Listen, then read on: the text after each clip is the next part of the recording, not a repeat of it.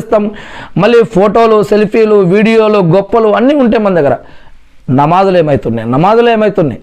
అందుకే ఇక్కడ ఎక్కువగా నమాజులు, ప్రతి అమల్, మనం చేసిన అమల్ ఏదైనా అల్లా వద్ద స్వీకరించబడాలి అంటే నమాజ్ కుంజీ అంటే తాళం చెవి అని చెప్పడం, స్వర్గానికి తాళం చెవి కుంజీ ఈ యొక్క నమాజ్ అని చెప్పడం జరిగింది. మన యొక్క నమాజులు, ఉపవాసాలు, సదకా ఖైరాతులు, జకాతులు, అజ్జుమ్రాలు, దాన ధర్మాలు, మంచి కర్మలు అన్నీ కూడా అల్లా వద్ద స్వీకరించబడాలి అంటే ఈ యొక్క ముందుగా నమాజ్ అనే ఈ యొక్క తాళం చెవి లేదా నమాజ్ అనే టికెట్ మన దగ్గర ఉంటేనే అల్లా వద్ద స్వీకరించబడతాయని అనేక హదీస్ వాక్యాల్లో తెలియజేయడం జరుగుతూ ఉంది. అంటే మన యొక్క ఈమాన్లో ఉండి మరి ఈ యొక్క నమాజ్ వ్యవస్థలో ఉంటే కనుక అల్లా యొక్క రెహమత్ మరియు కరుణ మనపై ఇంకా ఎక్కువగా కురిసే అవకాశం ఉంది. అందుకే మరి యొక్క నమాజ్ లేకుండా మన యొక్క హక్కులు వదిలిపెట్టేసి మరి ఇష్టం వచ్చినట్టు జీవిస్తే మరి మన యొక్క ఆరాధనలు అల్లా వద్ద స్వీకరించబడతాయా? ఈ యొక్క నమాజే కాదు, ఇంకొంతమంది నమాజ్ కూడా చేస్తారు. నమాజు చేసేసి తల్లిదండ్రులు ఇసుక్కోవటం, వారిని కొట్టడం, వారిని తిట్టడం, వారి యొక్క హక్కులు వారికి ఇవ్వకపోవటం, ఇలా చేసేవారు కూడా సమాజంలో ఉన్నారు.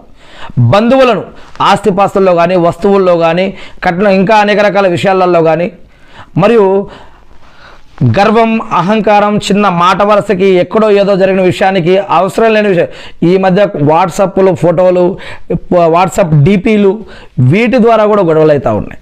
అరే, బంధుత్వ హక్కులు ఏంటి, శిలారాహిమి హక్కులు ఏమిటి, మరియు ఇంకా అనేక విషయాలు ఉన్నాయి. బాటసారులు హక్కులు, అనాథల హక్కులు, వ్యాపారం ఎలా చేయాలి, ఎలా చేయకూడదు, జాబులు ఎలా చేయాలి, ఏవి చేయొచ్చు, ఏవి చేయకూడదు, మరియు కుర్బానీ ఏ విషయాలు మనం త్యాగం చేయాలి ఈ యొక్క కుర్బానీ అనే విషయంలో, మరియు సంతాన హక్కులు, పిల్లల హక్కులు, సమాజంపై ఉన్న హక్కులు. మరి ఈ హక్కులు ఏవి పాటించకుండా నేను కేవలం నమాజ్ ఒకటి చేస్తా అంటే కూడా సరిపోదు. ఎందుకంటే ఖురాన్లో 107వ సూరా చూడండి, మీరే తెలిసి, ఖురాన్లో సూరా అల్ మాఊన్ 107వ సూరా మీరే తెలిసి చూడండి. 107వ సూరాలో అల్లాహ్ సుబ్హానహు వ తఆలా ఏం తెలియజేస్తున్నాడు, అల్లాహు అక్బర్, మీరే తెలిసి చూడండి, మీకు అర్థమవుతుంది. కొంతమంది యొక్క నమాజ్ వారి ముఖాన కొట్టబడుతుంది.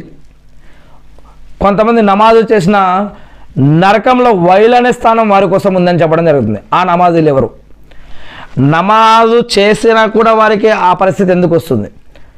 నమాజు చేసిన వారికి ఆ పరిస్థితి వస్తుంది అని అంటే నమాజు చెయ్యని వారి పరిస్థితి ఏంటిగా? ఖురాన్లో సూరా అల్ మాఊన్ 107వ సూరా, దాంట్లో ఉన్నటువంటి వాక్యాలు మీరు చదివి తెలుసుకోండి. చిన్న సూరా, కేవలం చిన్న ఆయతలే ఉంటాయి అంతే. మరి మీకు మీరే చదివి దాన్ని తెలుసుకోండి. మరి ఏదేమైతేనేమి మన హక్కులు పాటిస్తూ నమాజ్ చదవాలన్నమాట. అదేవిధంగా మనం ఎలాగైతే ముస్లిం యొక్క అన్ని హక్కులు మనం కావాలని మనం కోరుకుంటున్నామో, మనం కూడా మరి మస్జిద్ గురించి కానీ, మరి నమాజ్